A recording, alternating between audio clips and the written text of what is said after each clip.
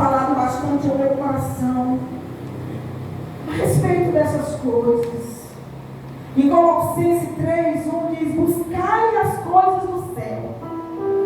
Buscai as coisas do céu. Lá Jesus Cristo está sentado. Mas nos últimos dias, os homens, a humanidade, tem buscado muitas coisas desta terra. Tem buscado a sua melhoria de vida para ficar aqui. Mas nós temos que buscar as coisas do alto. Nós temos que nos alegrar em buscar as coisas do alto. Como está escrito lá em Mateus, o nosso tesouro está no céu. É por isso que nós temos que angariar riqueza no céu e colocar lá também o nosso coração, porque onde está o nosso tesouro, lá também está o nosso coração. É por isso que nós temos, irmãos, que a cada dia procurar viver uma vida a buscar as coisas do reino de Deus, as coisas celestiais, como diz Paulo, porque é lá que Jesus Cristo está sentado, é lá onde está a nossa morada eterna. Mas infelizmente o mundo tem sido apetitoso demais. São muitas oferendas no mundo, são muita praticidade e facilidade no mundo, e nós estamos muitas vezes esquecendo que nós somos seres eternos e nós temos uma eternidade para viver ao lado do Senhor.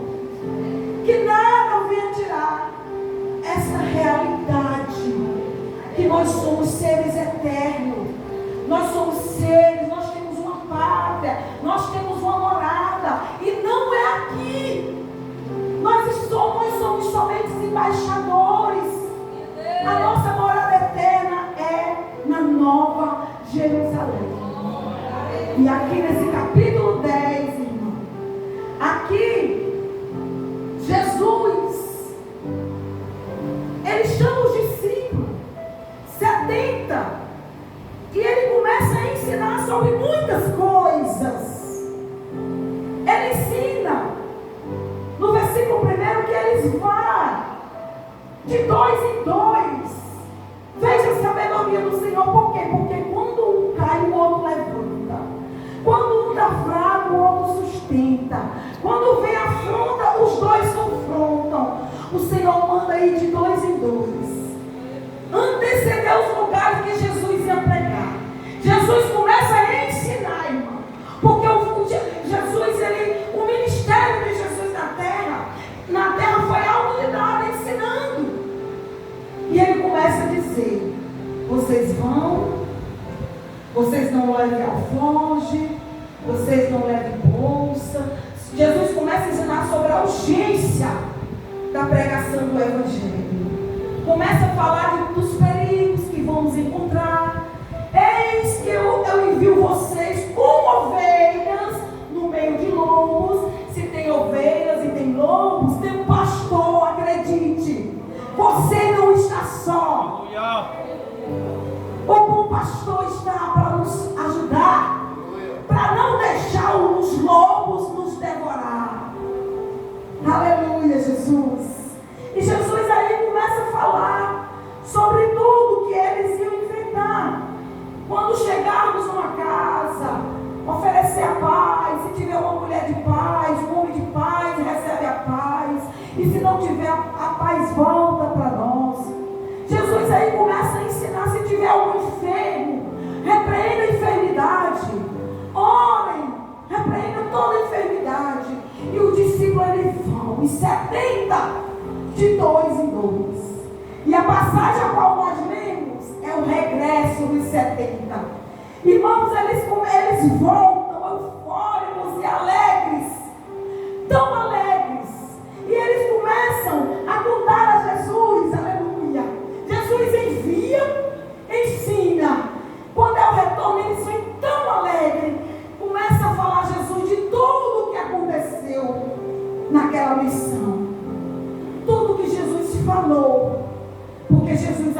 uma transmissão de unção e de poder. Porque muitas vezes, irmãos, nós queremos poder para pregar, queremos poder para adorar, poder para nos movimentar na igreja, mas não queremos ser discípulo. Você entenda que Jesus, ele separa o discípulo, ensina e transfere o poder. Se você quer poder, aleluia, seja discípulo. Aleluia. O que é ser discípulo? Obedecer, seguir a vontade do mestre, não a nossa vontade, mas a vontade do mestre. Aleluia, Jesus. E eles vieram contando a Jesus de tudo o que aconteceu. E no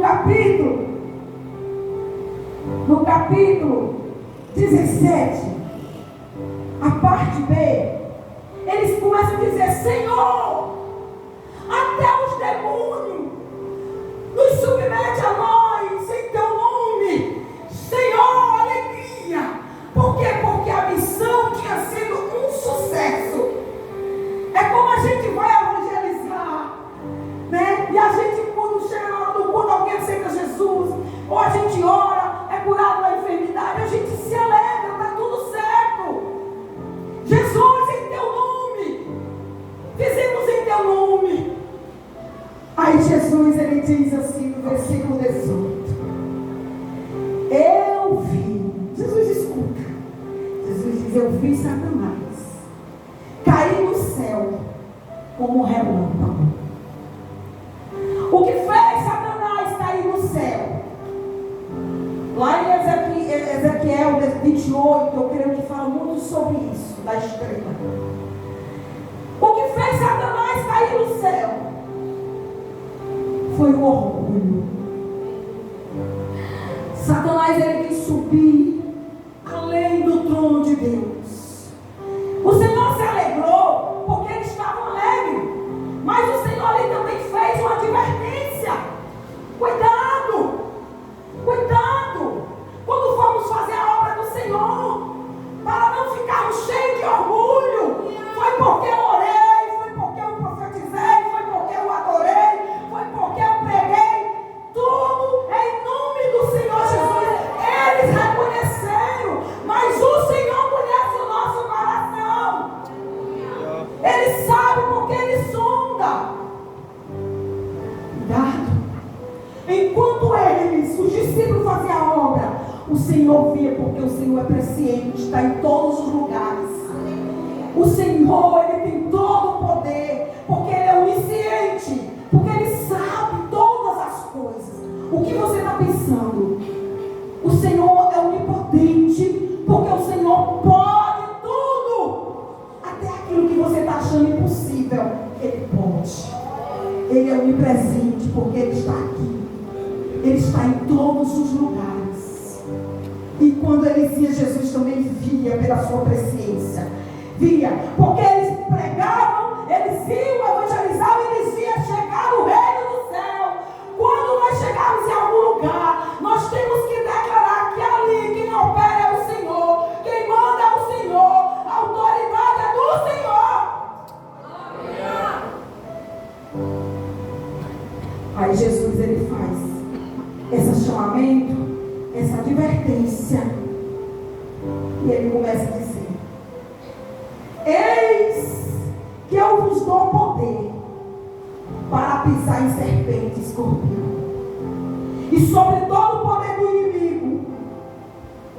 O Senhor está dando autoridade ao discípulo, a mim e a você, a entrar no território de Satanás e destruir os seus calabouços, as suas prisões, aquilo que o inimigo tem pedido. Em nome de Jesus, o Senhor transfere a autoridade para você que é discípulo, que é obediente.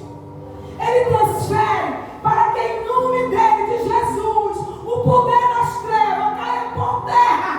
Todo o trabalho de macumbaria, de feitiçaria, caia por terra em nome de Jesus. É o Senhor que está dizendo: eu vos dou em poder a você. Aleluia. O inimigo é um adversário derrotado, mas nós podemos tomar posse desse poder se nós formos discípulos. E nenhuma vez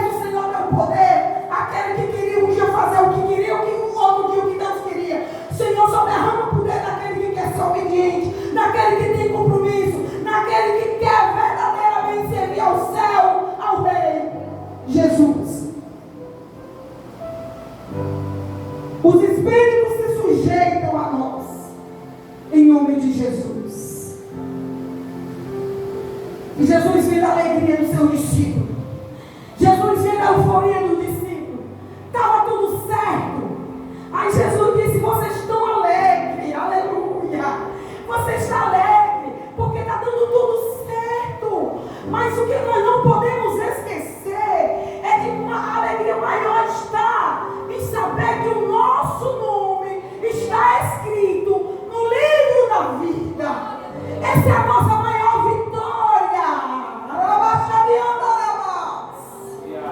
Essa é a vitória que vence o mundo. Qual? A nossa fé. Está lá em 1 João. A vitória que vence o mundo.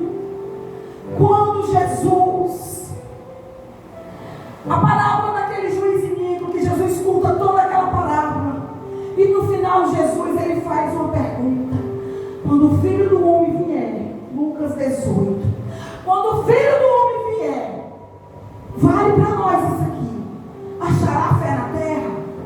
Por quê? Porque o Senhor estava falando de perseverança. Nós só podemos, irmão, perseverar até o fim se nós tivermos fé. Porque vem muita coisa nos dias de hoje para desestruturar o crente. A figueira está balançando. Se sustente na palavra, sustente no entendimento da palavra, porque o crente de Oba ele cai, vai junto com a tempestade, ele vai junto com o vento, ele vai como folha seca, se quebra todinho, porque é assim que acontece com a folha seca. Ela volta por um certo tempo, ela fica inteira por um certo tempo, mas quando a tempestade vem com areia, com pedra, ela se quebra, a folha se quebra todinha, se quebra, quebra a cara, quebra as pernas, pega até a vida, porque saiu da presença de Deus. É os últimos dias, e o Senhor está peneirando, aleluia, o Senhor está peneirando. Eu não posso estar firmado no pastor, eu não posso estar firmada no líder, eu tenho que estar firmada em Jesus, é nele, somente em Jesus, aleluia. Jesus, grande é o Senhor. Nós sabemos que nós temos uma eternidade, e o motivo da morte e ressurreição de Jesus, de vencer a morte, é abrir a porta, aleluia, Jesus, para a eternidade, pela fé, para todos aqueles que creem, aleluia, Jesus. Quando Jesus, no capítulo 10 do início, ele começa a ensinar os discípulos 70 que estavam indo, estavam saindo para o Ide, ele começa a dar uma visão geral a eles, começa a dizer: olha aí, grande é a seara. Começa a olhar os campos, grande é a seara, mas não tem poucos trabalhadores, e aqueles que a gente pensava que estavam à frente estão desistindo. O Senhor, ele dá uma dica para nós, sabe qual? Orar. Ore ao Senhor da seara e peça trabalhadores, porque a seara tem dono, a igreja tem um dono, e esse dono é Jesus. Cabe a nós estar no lugar da brecha, orando, clamando e pedindo: envia Jesus, sustenta Jesus, livra Jesus. A nós estamos orando, aleluia, Jesus, aleluia, Jesus.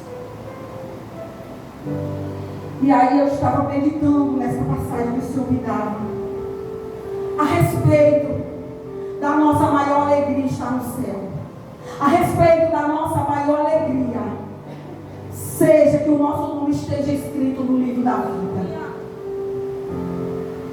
E aí eu dizia: meu Deus, muito obrigado. Sabe quem te deu essa certeza de vida? Foi Jesus, quando morreu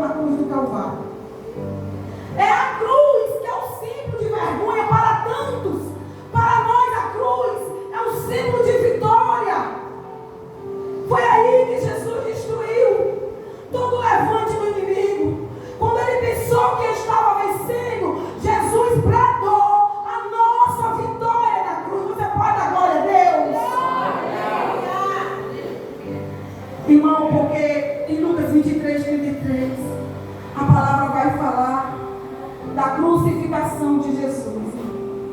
Naquele dia, Jesus ele caminhando ao Calvário, ao Gólgota, levando aquela cruz tão pesada. Aleluia. Levando, irmão, em Romanos 6:23 diz que o salário do pecado é a morte. O salário do pecado é a morte. Aleluia, Jesus. Jesus estava levando naquela cruz os nossos pecados, sangrando pela via dolorosa, levando as nossas dores, as nossas transgressões. Jerusalém estava num dia de alvoroço, porque era a festa de Páscoa. Tinha muita gente, e a notícia corria que o Nazareno estava preso. Aleluia. E mesmo diante de Pilatos querendo soltar Jesus, a multidão gritava: crucifica. Aleluia. Mas por que Jesus suportou? Aleluia. Foi por amor. Foi por amor a mim e a você, irmão. Foi por amor, para que as portas da eternidade, para que nós pudéssemos ser mais do que vencedor. Jesus teve que suportar a dor, teve que levar o lenho, suportar aqueles que zombavam, as autoridades e os soldados que zombavam dele. E a zombaria dizia: se tu és filho de Deus, se tu és filho de Deus, colocando em xeque a identidade de Jesus. Mas Jesus nem por um momento pensou em desistir, porque ele pensou em mim e em você, em mim e em você, porque nós, irmão, estávamos perdidos. Diz lá em Romanos 3:23, nós estávamos perdidos, destituídos da glória de Deus, irmão. Nós somos as pessoas miseráveis, irmão. Nós não temos direito nenhum, mas a graça nos alcançou. Aleluia. É por isso que Jesus faz essa advertência: não se alegre por pouca coisa desta terra, não. Nas coisas do dinheiro, no carro, na casa, não se alegre tanto por isso, não. Mas se alegre porque o seu nome está escrito. E não perca essa oportunidade de permanecer com o seu nome escrito no livro da vida. Irmão, e junto em Lucas 23:33, a Bíblia vai dizer que junto com Jesus estava sendo crucificado dois malfeitores. Isso é para trazer para nós a realidade da vida eterna, da oportunidade que nós não devemos perder. Dois malfeitores estavam ali sendo crucificados com Jesus. Jesus na cruz do centro, um do lado direito e o outro do lado esquerdo. Agora você pode ver naqueles dois malfeitores as duas naturezas: a natureza carnal e a natureza espiritual, a natureza terrena e a natureza celestial. Aquele que é transformado pelo arrependimento e aquele que acha que está fazendo tudo certo, aquele que acha que precisa da graça e aquele que acha que só quer a desgraça. Naquele momento que Jesus estava naquela cruz, sendo zumbado por toda a multidão, teve um que também começou a zombar de Jesus: se tu és o Filho de Deus, desce daí, salva-te a ti e a nós também. Aleluia. Ele frisava zumbando de Jesus. E Jesus, ele dizia, o outro do outro lado dizia: eu digo que um era o soberbo, eu digo que um malfeitor era soberbo, um malfeitor era altivez. Comece a pensar nas pessoas que a gente convive. O outro era arrependido, se arrependeu. Aquele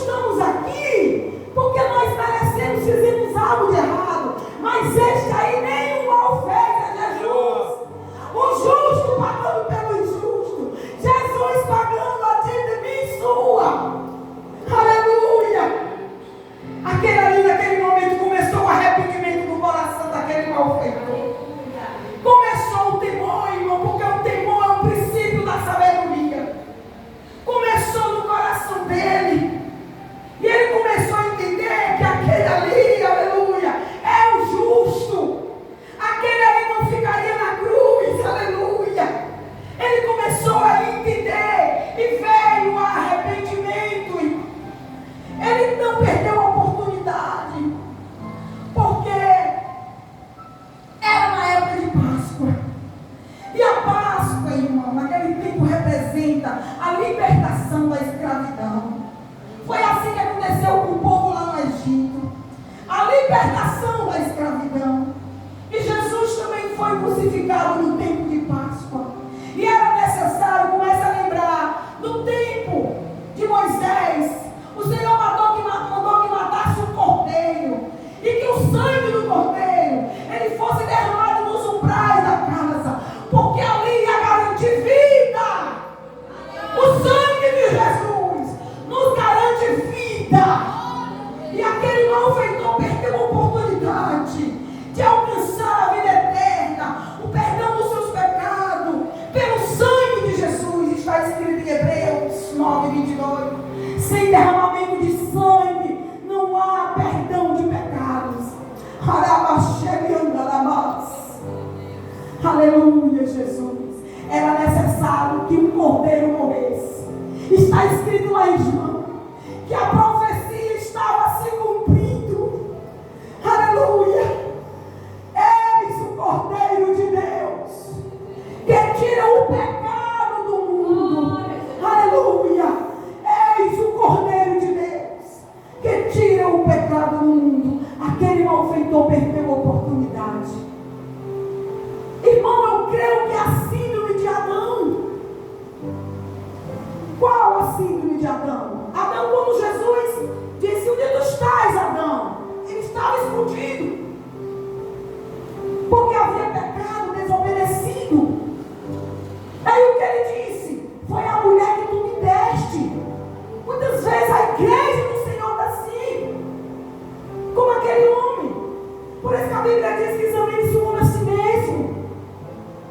Aquele outro achava que não queria graça. Mas o outro precisou, disse: eu preciso. Porque a graça é um favor merecido. Eu estou aqui crucificado. Eu não quero. Ele podia ter pedido: me tira daqui, Jesus, como o outro também. Mas ele reconheceu: eu estou aqui porque eu fiz algo. Mas eu sei que esse justo é o Filho de Deus. Eu estou conjecturando. Porque, irmãos, ele olhou para Jesus e disse: Jesus, quando ele viu Jesus interceder, é o poder da intercessão.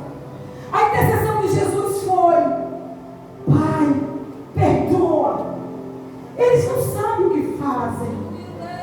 Aí o pedido dele qual foi? Daquele malfeitor arrependido: lembra-te de mim. Aleluia. Jesus, lembra-te de mim. Diga para o Senhor nessa noite: clame, lembra-te de mim, Jesus. Não que Jesus se esqueça, mas Ele quer ouvir o teu clamor. Aleluia. Lembra-te de mim quando tu entrares no teu reino. E o que eu acho tão lindo, irmãos, eu acho tão lindo, tão maravilhoso, a graça imerecida de Jesus. É que Jesus, ele diz assim: hoje, tem tantas pessoas que dizem hoje, ponto, hoje, eu te digo hoje, mas eu creio que o Senhor tem poder para dizer tudo que ele disse ali naquela cruz do Calvário. Ele disse: hoje mesmo, diz o Senhor para ti nesta noite, hoje mesmo estarás comigo no Pai. Você fez a oração, o Senhor está dizendo: hoje mesmo eu entro com a provisão. Hoje mesmo, é hoje mesmo, diz o Senhor. A porta da graça foi escancarada. O nome daquele malfeitor que se arrependeu foi escrito no livro da vida. Aleluia. E Jesus, aquele que não merecia,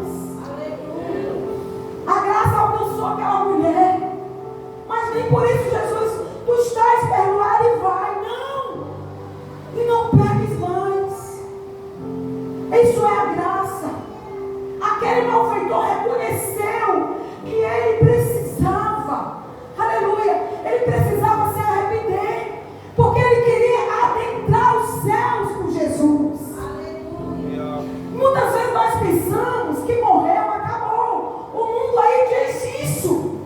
Morreu, acabou. Não. É o começo. Em Lucas 16 tem a história, irmão, daquele do rico e do Lázaro, tão conhecida na igreja. A Bíblia conta toda aquela história, que os dois morreram, um foi sepultado e outro foi para o seio de Abraão.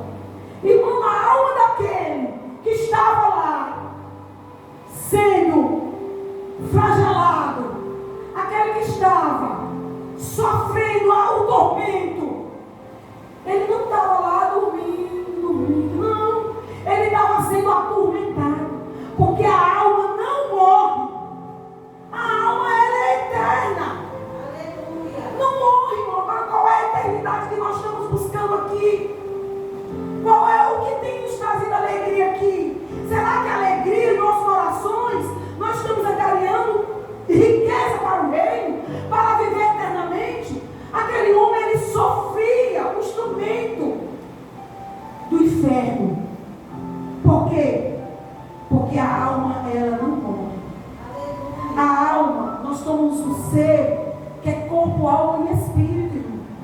E o nosso espírito volta para Deus. Eu sempre digo isso, a Bíblia diz isso. O nosso espírito volta para Deus. O nosso corpo, o pó. E a nossa alma, irmão, ela vai ficar para prestar contas a Deus. Pouco antes do meu pai falecer, 20 minutos antes, eu estava no hospital do lado dele, e ele deitado na boa, dizendo que estava com fome. Eu disse: pai, o Elano foi atrás ali de um caldinho de sopa do senhor. E ele distante dizia: e esse caldo que não vem? E eu dizia: pai, vem já. E na hora eu senti um desejo grande. E eu disse: pai, vamos fazer uma oração de arrependimento, de confissão e arrependimento. Aí ele olhou para mim assim, por um segundo.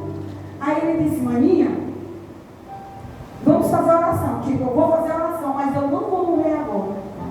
Quem é que sabe? Não faltavam poucos minutos. A gente não sabe o momento. E por que nós não vivemos como se fosse agora? Ah, se fosse hoje. A trombeta tocada. Por isso nós temos que estar preparados. E ele olhou para mim e disse: maninha, eu não vou morrer agora. Só o Senhor sabe o momento. Mesmo assim ele fez a oração. Irmão, e esse momento que o Espírito é levado para Deus é tão forte, irmão. O ambiente se transforma. O ambiente se transforma, porque é algo espiritual, o momento da morte. E naquele momento, pouco tempo depois, eu deixei a minha mão em cima da dele. Eu disse: pai, eu estou tão cansada. Ele já na cama. Quando o senhor sentir alguma coisa, chame e mexe aqui no meu braço. Se eu não tivesse feito isso, eu não tinha visto ele partir. Aí ele segurou meu braço, eu vi acolchando a minha mão. E quando eu disse: pai, o que é? Aí ele só fez apontar para os peitos. E naquele momento eu disse: pai, clame por Jesus, clame por Jesus. E ele clamou Jesus uma vez.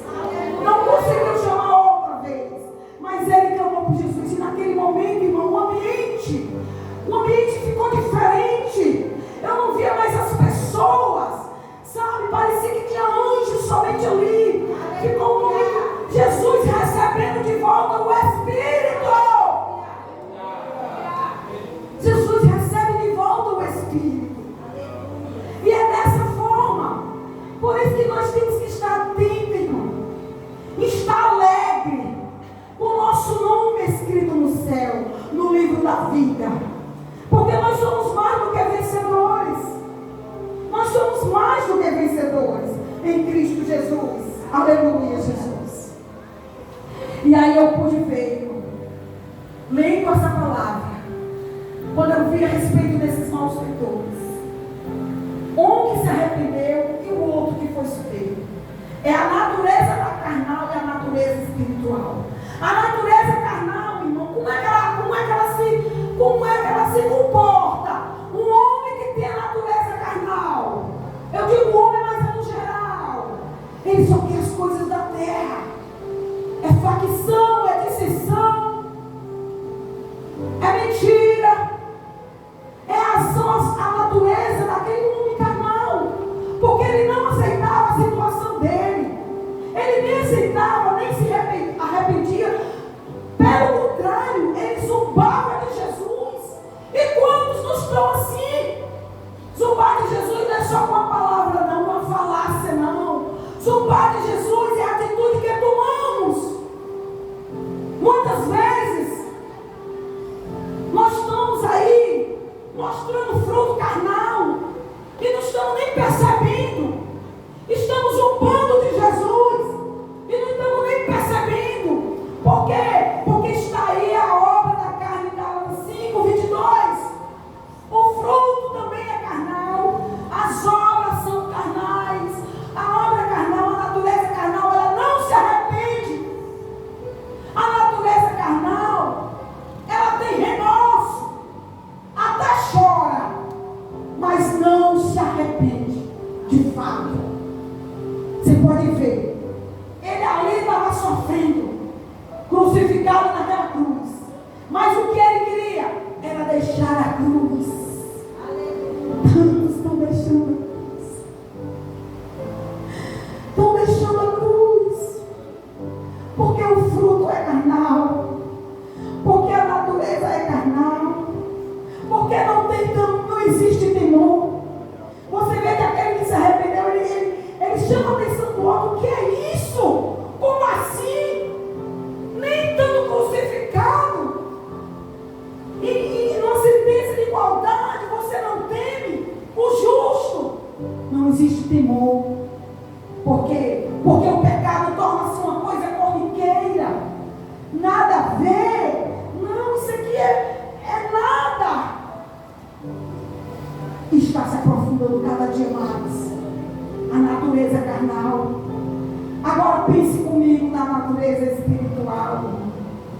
O fruto do Espírito, irmão. Os frutos do Espírito é diferente, porque é amor, é alegria, é longanimidade, é perdão, é domínio próprio, aleluia, fidelidade. Aí vem o arrependimento, meu Deus. Como disse Davi, pequei contra os céus, pequei contra ti, aleluia.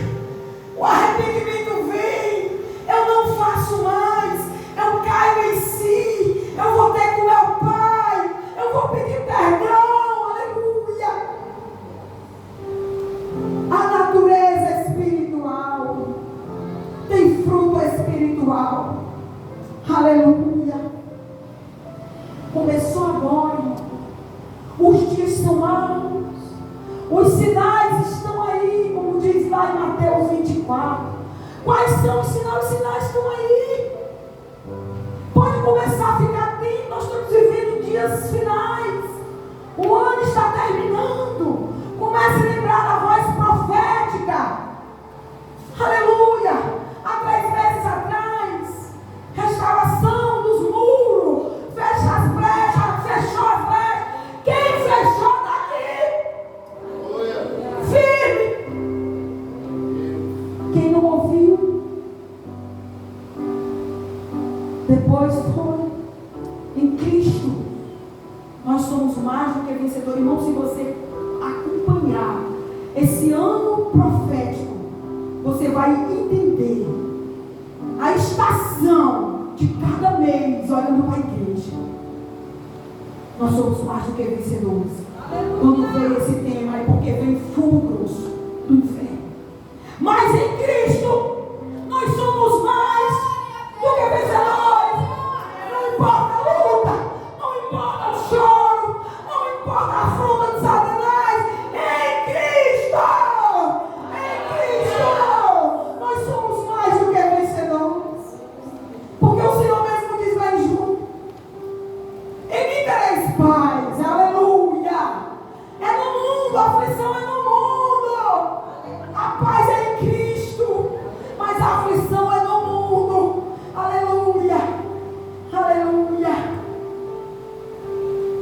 vou dizer para vocês algo aqui do céu.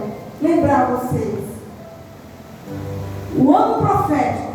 Nós terminamos uma semana de oração em Cristo. Nós somos mais do que vencedores. E o próximo, a voz profética, foi o presbítero Sérgio Filho. Vocês lembram qual foi a palavra? Eu vou deixar só assim para vocês lembrarem. Para vocês verem como é que Deus faz. Somos mais do que vencedores. Foi a Ariel. Foi a voz profética. O próximo mês foi o Sérgio Filho. Vocês vão lembrar da palavra. Porque Deus, Ele, em Números 23, diz que Deus não é homem, nem filho do homem, para que minta, ou para que se arrependa. Quando Ele fala, se cumpre. Quando Ele promete, Ele faz. Porque Ele é Deus. E nós estamos vivendo esse tempo de perseverar em Cristo cada dia mais. E todo dia fazer uma autoanálise, Senhor, eu estou me alegrando porque meu nome está escrito no livro da vida, ou eu estou me deixando levar por qualquer coisa, ou eu estou recebendo qualquer coisa que vem, ou eu estou me alegrando por qualquer coisa aí no mundo, por qualquer luz que acende e apaga. Aleluia. A guerra, Israel, Hamas, onde é que estava o povo de Israel? A juventude, uma festa rave. O Senhor, Ele chama todas as vezes que o Senhor quer chamar o povo à obediência de um juízo sobre o povo. Todas as vezes. Foi assim com Israel, usou os babilônicos. Abacuque dizia, Senhor, até quando? Até quando eu vejo a violência? Até quando clamarei eu? É muito sangue, é muita violência. Abacuque disse, Senhor, Pai, está questionando por quê? Está questionando por quê? Aleluia. Eu vou enviar, eu vou fazer. E eu vou escrever. Isso é para alguém nessa noite. Eu vou escrever em letras garrafais tão grandes. Que eu vou fazer. Que até quem passe correndo vai ver. Porque o Senhor é Deus de justiça. Deus de justiça. Ele é o justo juiz. Aleluia. E Ele mandou quem? Ele mandou o exército. Ele mandou os caldeus. Um exército malvado. Fazia igual o povo de Hamas. Devorava os bebês, matava as crianças, sequestrava as crianças. Do mesmo jeito, igreja. Abre os olhos. Abre os olhos. Vamos começar a ver na palavra o que Deus está querendo falar. Nos seus oráculos, Deus está tentando falar para nós todos os dias. Nós entramos e saímos da igreja, achamos que somente a palavra foi pregada por pregar. Não! O Senhor está querendo falar algo para nós, através da palavra. Para amanhã, para depois da manhã, para na semana que vem. E muitas vezes nós estamos até dormindo, cochilando, ficamos assim na igreja, porque a palavra não é mais, irmãos, antigamente. Só entrava na igreja, ficava na frente os homens, as mulheres ficavam lá atrás. Nem todo mundo tinha acesso a Torá. Tem países que até hoje ainda é assim. Mas nós, aqui está tudo, falando de tudo. Está falando dessa guerra que está aí. Lembra dos filhos na barriga de Raquel, na barriga de Rebeca, quando ela foi falar com Deus e disse, essas crianças estão se mexendo tanto dentro de mim. O que é isso? O Senhor falou, dentro da tua barriga tem duas nações. Aleluia. Duas nações. E a menor vai sobrepor sobre a maior. Quem é a maior? A maior era Jacó. Quem foi Jacó? Quem é Jacó transformado em Israel? Israel é o país. Jacó, a descendência. A descendência. E Esaú? É os palestinos. A descendência. E sempre Israel prevaleceu. E Israel vai prevalecer. Não tenha nem dúvida, porque ele é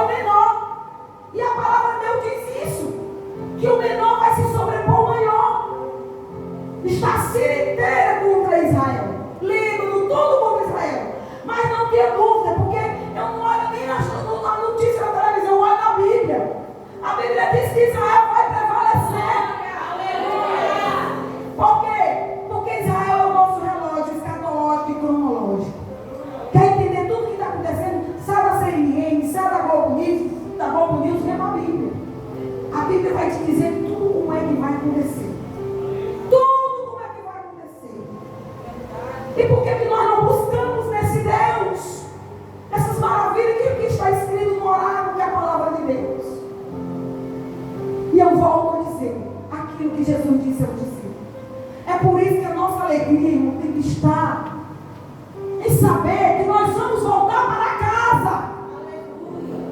Sabia que nós temos uma casa? Quando tem alguém ligado que vê um sinal, quais são os sinais? Guerra, rumor de guerra, nação contra nação, reino contra rei. Esses são os sinais, Mateus 24.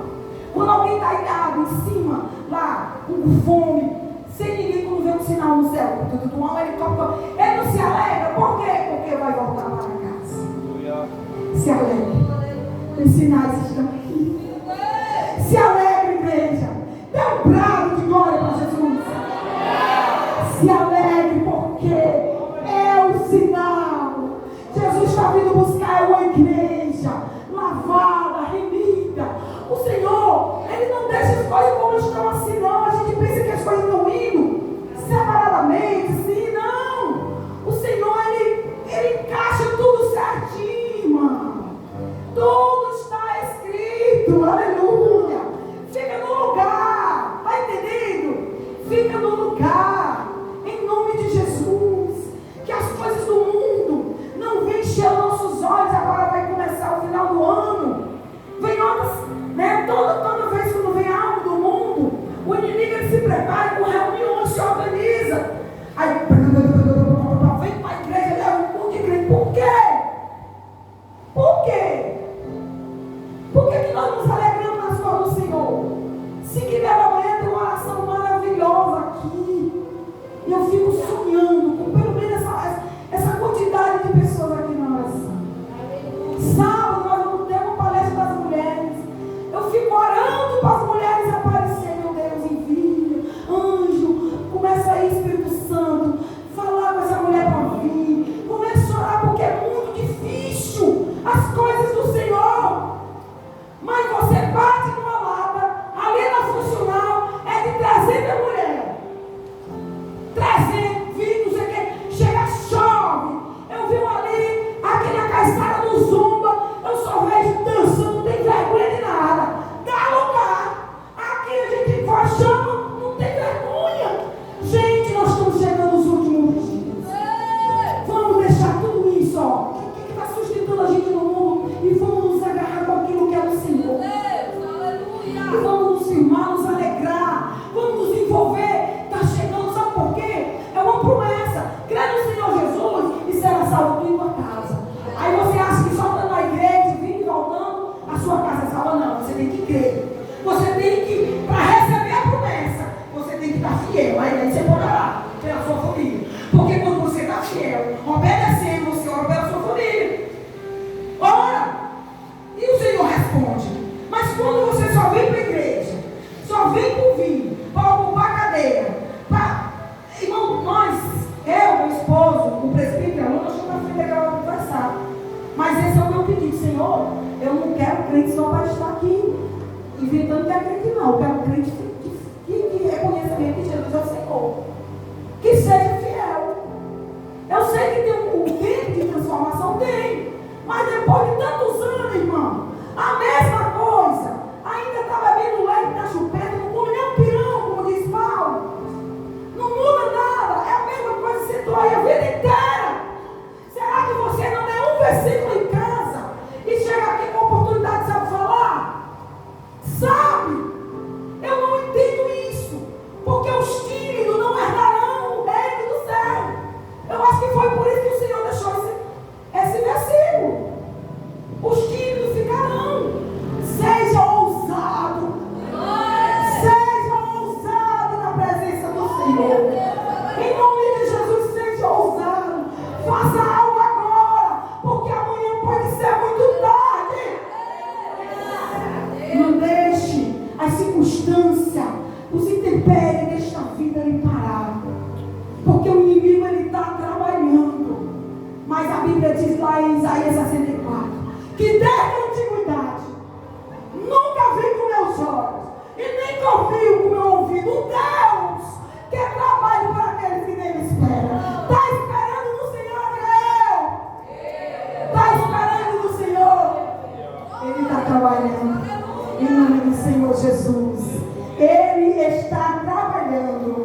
Glória a Deus. Aleluia, Jesus.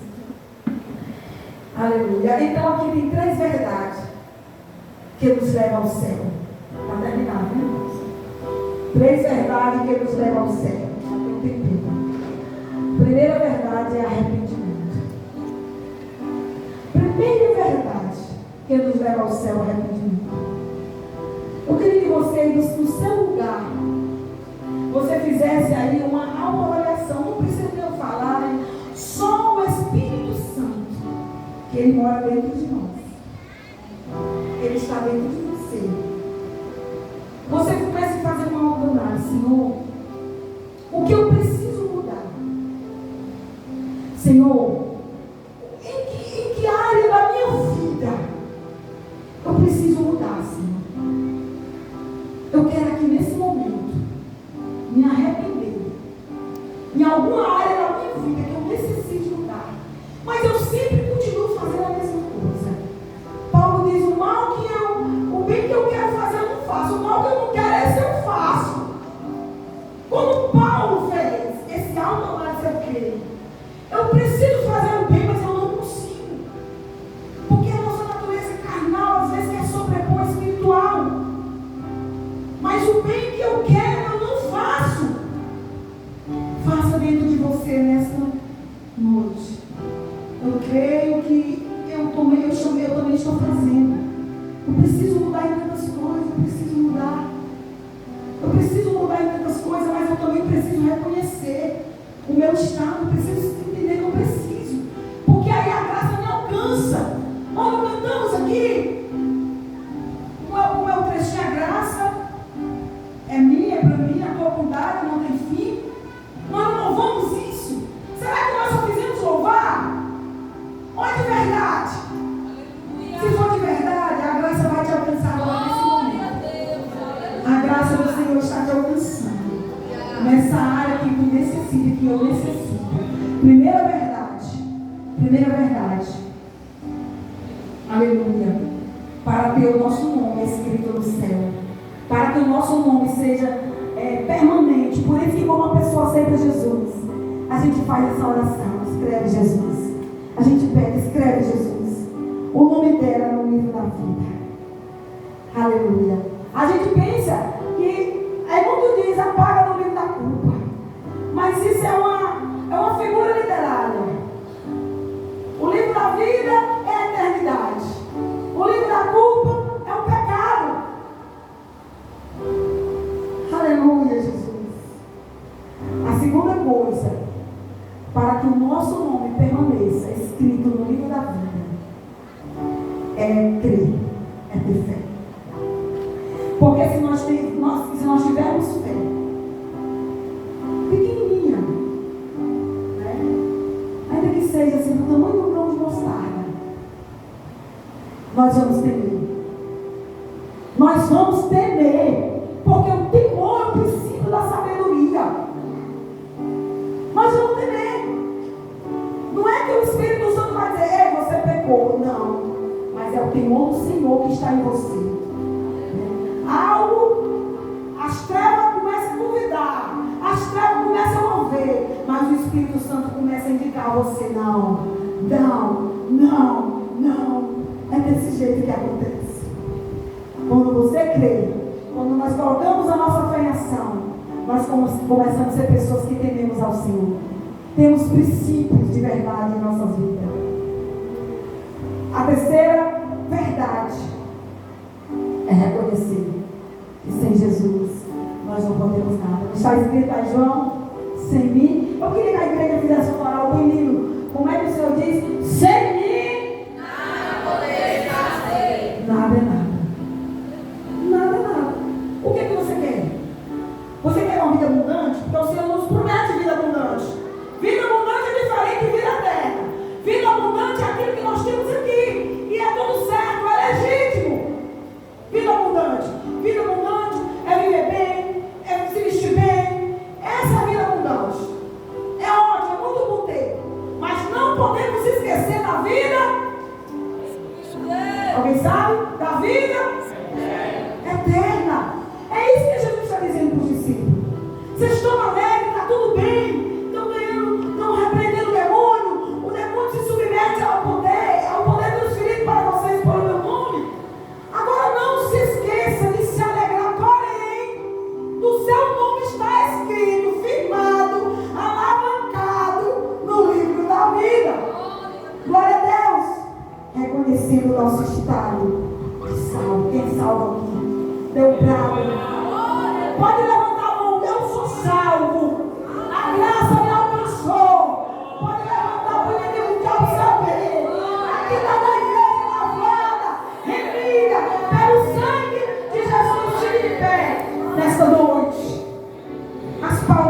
Rei.